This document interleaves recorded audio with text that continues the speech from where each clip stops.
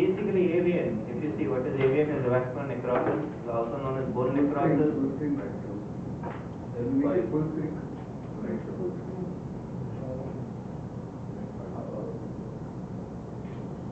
Okay, sorry. It's a vascular necrosis, bone necrosis, also known as Chandler's disease, and in children, of course, it's like Perthes disease. That is what you should know. Etiology is basically a multifactorial, widely different prognosis, and exact part of the bone which is involved makes a difference. And of course, today it is thought that it has some genetic basis. The sequence of the event is some phenomenon which causes decreased blood flow to the bone, which causes a bone ischemia, and so the flow becomes low enough, causes bone infarction, and if it still becomes lower, then it becomes cracking of the subchondral bone, and then you have a cartilage caving. At this point, you have to remember there are two different substances over here which are working. One is the cartilage on which you actually walk. Now, what happens is that cartilage has a separate blood supply, basically a vascular, and gets its nutrition from the synovium, while the bone inside is the one which is holding it up, or it's like a foundation, and that is what happens in AVN. That cracks into secondarily involvement of the cartilage is there. What happens, just something that the intramedullary artery is operated at very different pressures. Well, the artery operated 90 to 140, that is as good as the systolic blood pressure, but the intramedullary veins that operate at extremely low pressure, that is 3 to 5 millimeters. So anything which causes a compression in that area immediately compresses that vein, and so you get an occlusion and secondarily you get an AVN. Okay. The basic various reasons why you get it is something which is known as vindicate. Vascular, infection, drugs and toxins, inflammatory, congenital, autoimmune, trauma, endocrine, metabolic disorders. All these can lead to a basically AVN in that area. So AVN basically that can be smudging of the vessels, or there is impaired venous drainage, or they are causing arterial occlusions, and so on and so forth, which you can find out from that article also. As a clinical presentation, you will find it basically happens in younger people. Males are very common. Pain in the hip or the buttock area is there. There's some limping gait, difficulty in sitting cross-legged or squatting if the patient is from a rural area or does sit and squat down. There may be groin pain, stiff hip on standing for long duration. It's usually a gradual onset. There's some knee pain in certain people, and there can be some leg pain also, and it can also mimic something like a backache or a sciatic syndrome. Clinical examination history is very important. You should know what the habits of the person is, like alcohol or smoking. Food supplements, sometimes you will find that a lot of younger people trying to get a good health status in a very short time can go and take steroids, or they can also take some food supplementation which has a lot of creatine in it from various gyms, and that is pretty bad for your hip, and it can create a problem. And of course, steroids which can be given for various reasons to people. You have some limping gait in majority of these people. There's going to be some groin pain. Tenderness test will usually come positive. Differential rotation of the hip is the most important thing, which you will find that in extension, the external rotation or internal rotation is fairly good. But as soon as you flex the hip, the more you flex the hip, you will find that the internal rotation gets more and more restricted, and that is the differential rotation for the hip. And limitation of the internal rotation sometimes is the first sign which you will see in majority of these cases. In advanced cases, all the range of movement may be restricted. Examine spine in all these cases, and please don't forget that the AVN diagnosis is fundamentally a diagnosis of exclusion. That means that you have to have a differential diagnosis. You must exclude the other reasons why the person can have that thing, and that is the main thing. I'm not going to examination per se, because I have my colleague who is going to talk about examination of the hip per se. So basic differential diagnosis at that early age, first is femoroacetabular impingement. That is one thing you should be looking at it, but FAI usually has lesser pain and it has more restriction of movement by and large. And some very classical, they say, they clutch the hip and the patient tells you that there's a pain somewhere over that area. That is how they talk about it. And you have different types of FAI, but we are not going into it. And the other thing, because sporting activity is slowly increasing in Indian subcontinent, we find that you also get labral tears, a labral injury. Of course, with a FAI present, the labral injuries are more common. Then the other thing you have is a mildly dysplastic hip. You can have a mild STFE as a sequel. You can have severe osteoporosis, or what is known as a transient osteoporosis of the hip, which can also mimic it. You can get inflammatory arthritis, complex regional pain syndromes, infection, and neoplastic bone diseases, which you must keep in mind. Once you delineate and find out these rest of the things are not important. Your history is not going towards it. Your overall examination of the patient is not going towards it. So by exclusion, you come to the thing that this is probably an AVN, but AVN diagnosis again will become a radiological diagnosis to some extent. Because it is very difficult to differentiate between early AVN 5, that is femoroacetabular impingement, and labral injury. It's not going to be very easy. So if it's a very early case, you will not be able to make out even in an X-ray. Be very careful about it.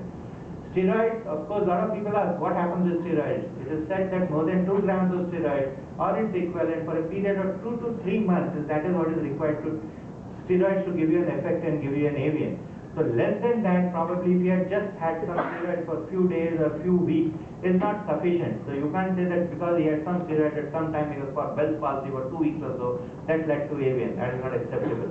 Other thing is alcohol. Alcohol basically is something which has an elevated risk for regular drinkers, that is more than 8 ml of alcohol every day. Relative risk is supposed to be 7.8, but as you will see over here, less than 400, 3.3. 400 to 1000 ml per week, that is per week, not per day, that is 9.8, and more than 1000 is about 17.9. So it is an elevated risk which happens. Of course, you would all know a lot of people who drink a lot and have no issues, but there are certain people who, even if they drink a small amount, they can still get an AVN. So it's not a straight thing that he takes alcohol socially, so he's going to get AVN. And probably in that reason, probably all orthopods will get AVN. Smoking is something which is said very, very commonly in exams, but please remember it is associated with a 20-pack year or more. So 20 years of a pack a day if he is taking, then you are liable to get into an AVN. So that means he'll have to start smoking right from his birth at 20 years if he comes. So don't say that he is smoking, that's why he is going to get an AVN. Doesn't work. Because usually these people are going to come between 10 to 30 years of age. So in elderly years, 40s around, you can keep that as a differential. There is a genetic basis now, and the collagen type 2 gene, COL8, 2A1 gene is supposed to be, this is one thing has come out, but it has not been still accredited as far as I know. Confirmation is fundamentally by X-rays, that is pelvis with both hips and a lateral, which can be a tube-down lateral or a frog lateral, depending on what you are used to. MRI scan, SPECT scan, and CT scan can also be done in certain cases. If you look at it, a CT scan will take months to really give you some idea about whether there is a AVN or not. Sensitivity is poor, but it is quite specific. Radionuclide imaging can give you within weeks whether there is a AVN occurring or not. Sensitivity is good, but specificity is again very poor. MRI, days to weeks you can find out, and sensitivity is excellent and specificity is good. So that is the second line of management by and far. You don't do CT or nucleotide imaging. And newer thing which is coming out is an MRI or a PET flow study, which say within minutes you can find out whether there is a reduction in the blood flow in that area which may lead to it. But again, in this context, there can be something which we call as a local. They can be TOI, rotational transient osteoporotic. In that cases, again, it can be reduced for some time, but it will come up again. So it is theoretical, it's still not done to major stages. Lot of staging methods that I just see et al. Steenberg, Mitchell, ARCO classification, you can find out that classification, not a great thing. I use Bayan-Farsi et al. Classification, it is simpler. Your plain radiograph is normal, MRI normal, all that. You should know at least one classification well enough so that you can apply it and it should make some sense. First thing and the foremost thing is, as soon as you come to it, there you will be given an X-ray. For an X-ray, I have one thing I must tell you, look at the X-ray from a little distance to begin with and then go down and look at it from very nearby. When you go very nearby, you are likely to miss many things which you see on an X-ray. That means you just concentrate on that hip and you forget to see what the porosity is of that area, surrounding area, or if there's an effusion, you feel that there is going to be some capsular marking or something like that, what you see over here. This you will miss if you go too close. So go a little far away from your X-ray, look at it. You look at the radio dense zones which may be there. Please look at the Shenton site which may be broken, may not be broken. Look at the GT placement. Is it at the same level? One is higher than the other. What is happening at that area? Is there a collapse of the head? Like if you can see very nicely over here on the right side, you will see there's a little flattening of the head which is occurring in that area. And then joint space, whether it is reduced or not, here despite the flattening, the joint space is fairly good. So this probably has a reasonably good function still left in the joint. Acetabular and femoral cysts, if they are present or not, just the same thing. I am making it a little bigger. I'll say again once more because you must see whether the Shenton lines are good or not. In this case, I would call it something like a it is a contained hip which is in which Shenton lines is very good. So all hips in AVN are going to be contained hips. But it is not only contained, it is in place, that is no collapse. So it is a contained, not non-collapsed hip, let us put it that way. In some of them you will have the Shenton line going to be broken. Okay? And here you can see flattening, you can see the GT line which we have drawn. And another case, here you will see the cyst formation which are present on the left side, the Shenton line which can be seen as broken. If you look at the GT which has gone up quite a bit, here it is a contained hip again. All hips in AVN are, as I said, they are all contained, but it is contained but it is a collapsed hip. Because the superior lateral portion of the hip has collapsed, the GT has elevated itself upwards, and these have limited range of movement and may or may not have that much of a pain. So be very careful. So pain is in the early stages. You can tolerate 1, 2, 2A, 1A, B till B. 3 onwards the range is less. The pain may sometimes be less, but the patient would probably come to you for more restricted range of movement than pain per se in majority of these cases. Must read article. I would suggest that everybody go through this article. It's a good article. It can give you a good idea. It is a 10-year study which they have done. Now management protocols are quite simple. Decision making hierarchy for the treatment with osteonecrosis is, if stage 1, usually they would think about a core decompression of percutaneous drilling. If it's a pre-collapse stage, you can still do a drilling, you can do bone grafting, you can do different type of osteotomies which are present. 3, where you get a crescent sign or the collapse of the subchondral bone is seen on a plain X-ray. You can also be confirmed by doing an MRI. If you require, it's not so sure whether you can go for drilling or not, you can do an MRI at stage 2. That is where the role of an MRI is.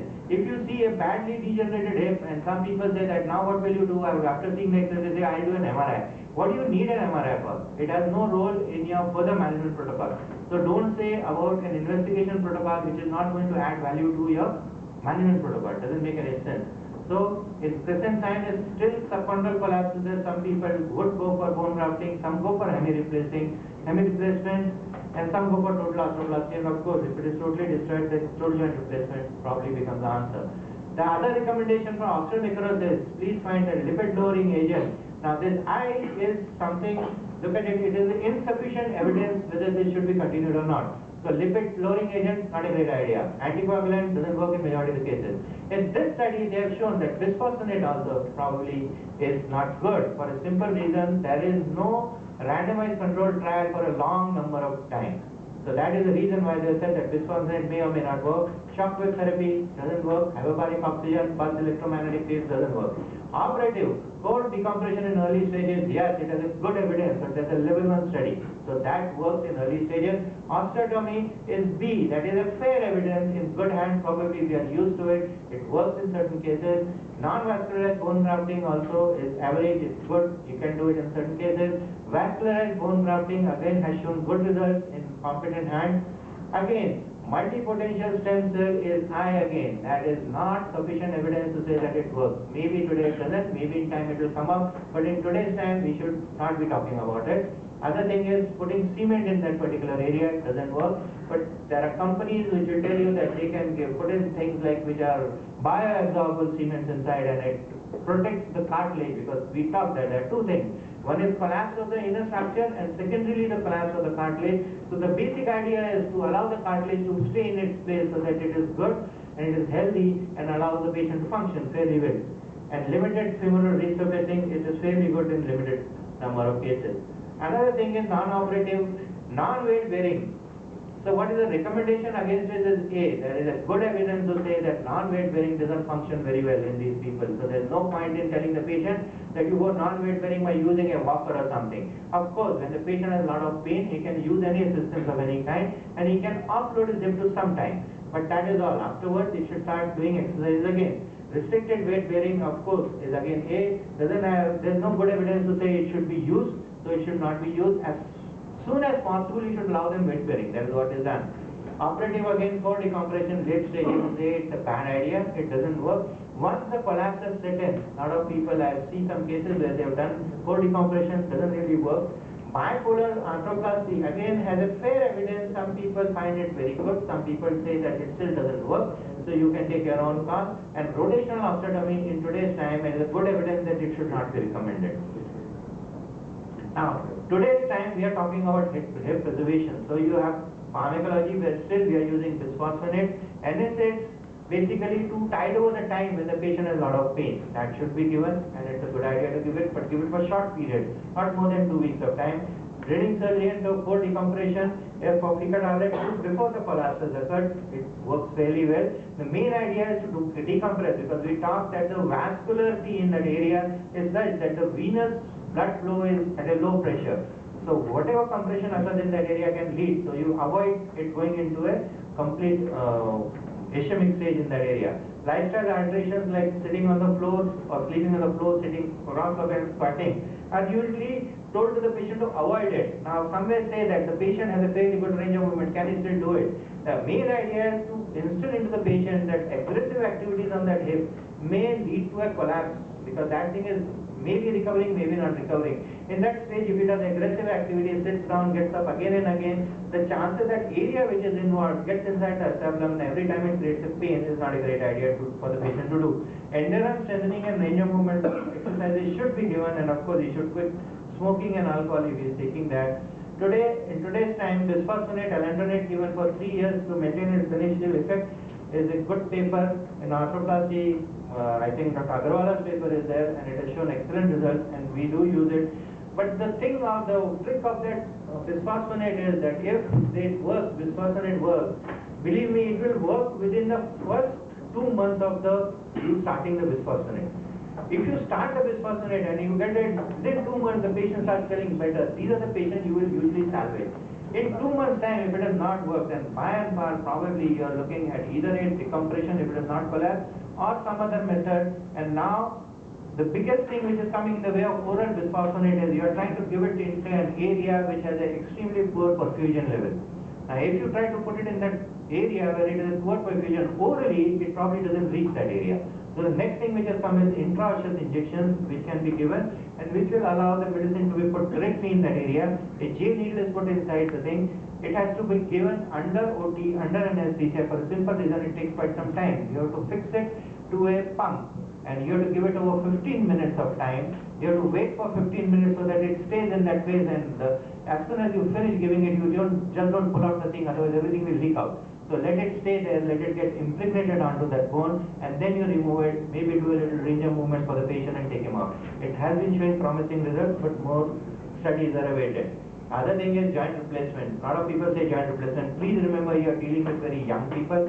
This is not a final solution. These are artificial joints, they have their wear issues, you have revision issues, you can dislocate, you can cause infection. But if you are using a bearing surface today, probably ceramic or ceramic is probably the way to go. We are not sure. Till now we have about 15 years data, which is fairly good, but we don't know in time how the bearing surface would really behave.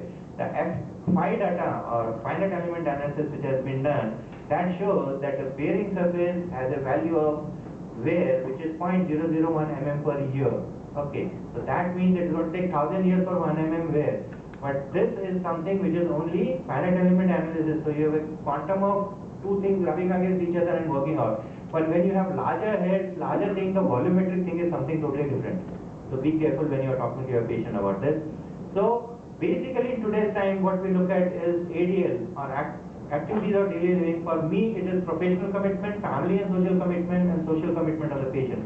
As long as the patient is comfortable with whatever this problem he has got and he is still able to function, we would not advise him a joint replacement, tell him to carry on. The day he is professional commitment, family commitment or social commitment is getting affected, these are younger people who would like to lead a full life. These people you would go and do a joint replacement, telling them that they will still not be able to participate in sporting events and they will not be able to participate in aggressive activities, because that is not good for the joint.